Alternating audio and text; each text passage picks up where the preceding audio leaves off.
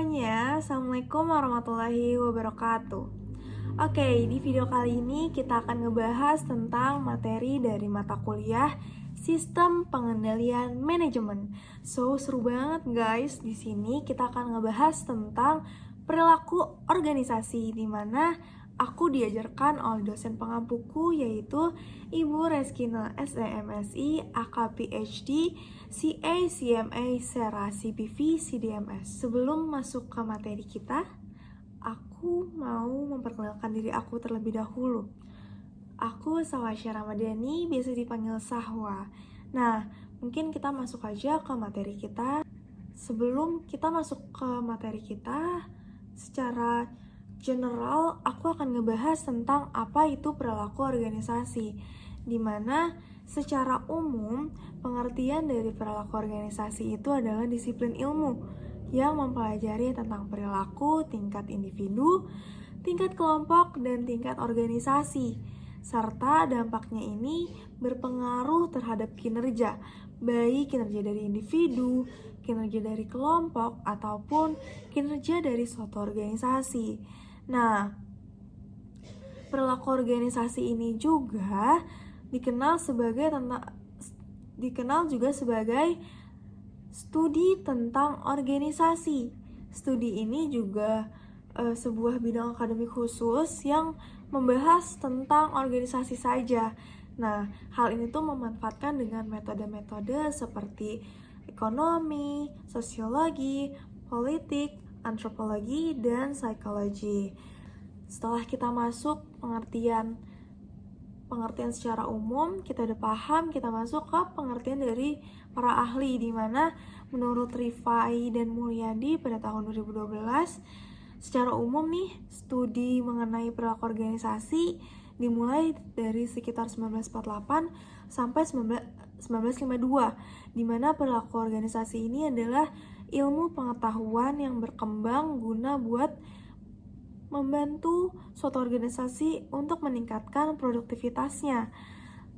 Dan menurut dari Greenberg dan Baron yang dikutip oleh Wibowo pada tahun 2013, perilaku organisasi adalah studi tentang apa yang orang pikirkan, yang dirasakan, dan lakukan di dalam ataupun di sekitar organisasi. Jadi yang dia rasakan, yang dia pikirkan di dalam suatu organisasi itu apa dan bagaimana.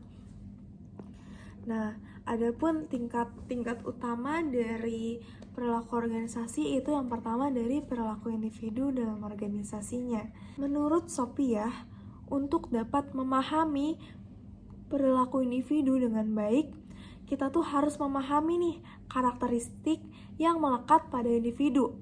Nah, karakteristik itu bisa dilihat dari ciri-ciri biografisnya, kepribadiannya bagaimana, dan persepsi dari individunya itu, dan sikap yang biasanya dilakukan atau sikap yang biasanya diberikan kepada orang lain itu seperti apa. Itu bisa dilihat dari karakteristik menurut Sophia. Nah, menurut dari Badeni pada tahun 2013, secara umum dalam ilmu psikologi terdapat 3 teori nih kepribadian untuk memahami kepribadian seseorang. Yang pertama itu trait theory, yaitu teori sifat. Kedua ada psychodynamic theory, di mana dari teori psikodinamik, dan humanistic theory, teori dari humanistik seseorang. Nah, jadi dari teori sifat ini mengatakan bahwa kepribadian sebagai keunikan yang dimiliki seseorang dilihat dari sifat tertentu, seperti misalkan seseorang itu ternyata teliti atau seseorang itu ternyata tidak teliti, atau seseorang itu si A ternyata ramah tapi si B tidak terlalu ramah, dan lain sebagainya. Nah, yang kedua itu ada perilaku kelompok dalam organisasi. Nah, pada umumnya setiap manusia itu tuh akan terus terlibat dalam aktivitas sosial, aktivitas kelompok. Nah, masing-masing dari kita telah membentuk atau menjadi bagian dari anggota kelompok-kelompok tertentu yang pasti berbeda-beda dong. Nah, biasanya tuh kayak ada kelompok sekolah, kelompok kerja, kelompok keluarga, kelompok sosial, kelompok keagamaan, dan lain-lain. Nah, selanjutnya itu tuh kayak ada pengertian dari Herman Sofyandi tahun 2006. Itu kelompok tidak hanya terbentuk karena tindakan manajerial, tetapi juga karena adanya usaha-usaha dari individu, lalu adanya usaha para manajer buat ciptain suatu kelompok untuk kerja gitu. Nah, manajer membuat kelompok untuk bekerja menangani tugas dan pekerjaan yang diberikan. Nah, kelompok-kelompok semacam itu seperti manajer yang membuat kelompok itu tuh diciptakan keputusan manajerial yang disebut itu formal, kelompok formal. Nah, kalau misalkan kelompok yang terbentuk atas konsekuensi dari tindakan para pegawai kayak adanya kepentingan bersama ataupun pergaulan, itu tuh masuknya ke kelompok informal. Nah, kenapa sih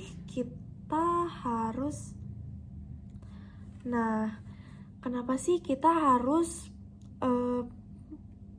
perlu melakukan perilaku organisasi?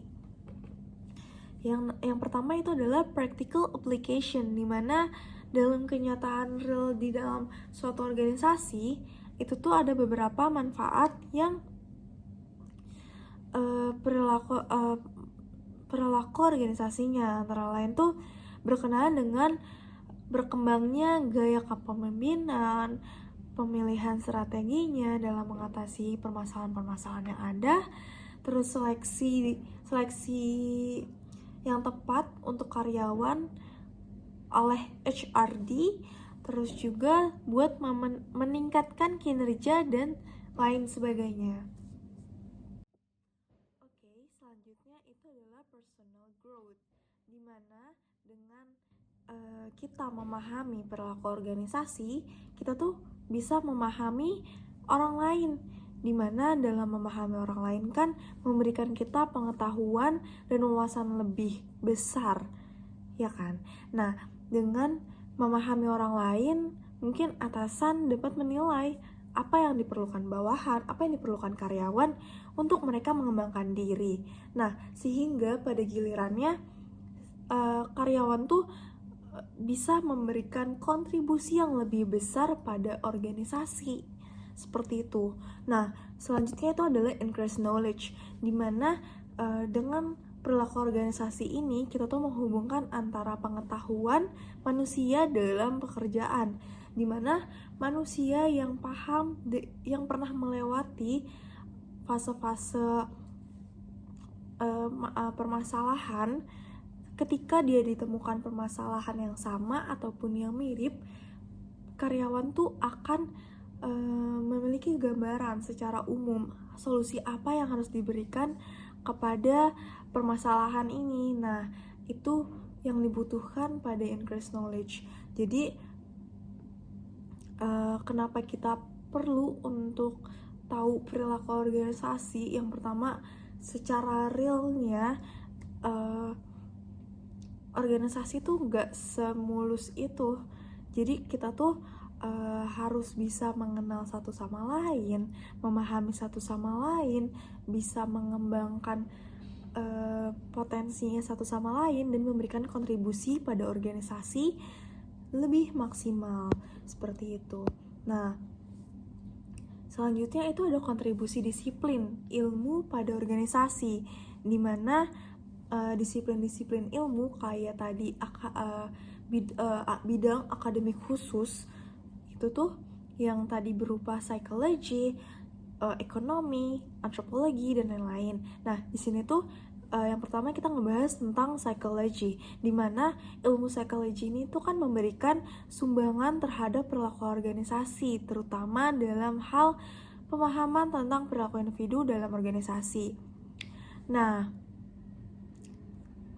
utamanya nih psikologi, dimana psikologi organisasi yang mencoba buat memahami dan mengendalikan perilaku seseorang dalam organisasi melalui pemikiran-pemikiran dari metode-metode yang akan dilakukan oleh ilmu psikologi ini.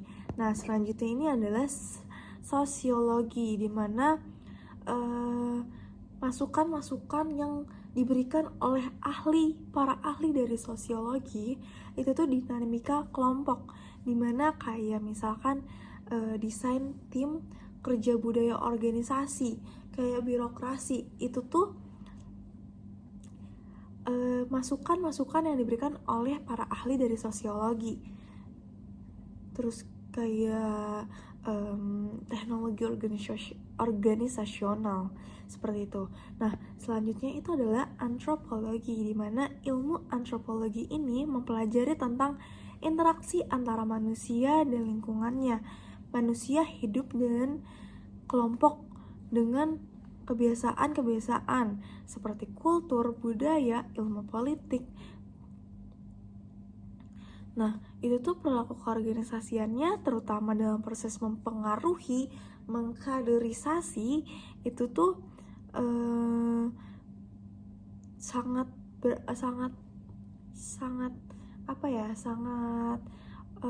kental dengan kebudayaan dari ilmu politik. Nah, kalau ilmu sejarah itu tuh membahas tentang pimpinan-pimpinan besar di masa lampau ataupun keberhasilan dan kegagalan yang dapat dipelajari untuk dijadikan sebagai contoh.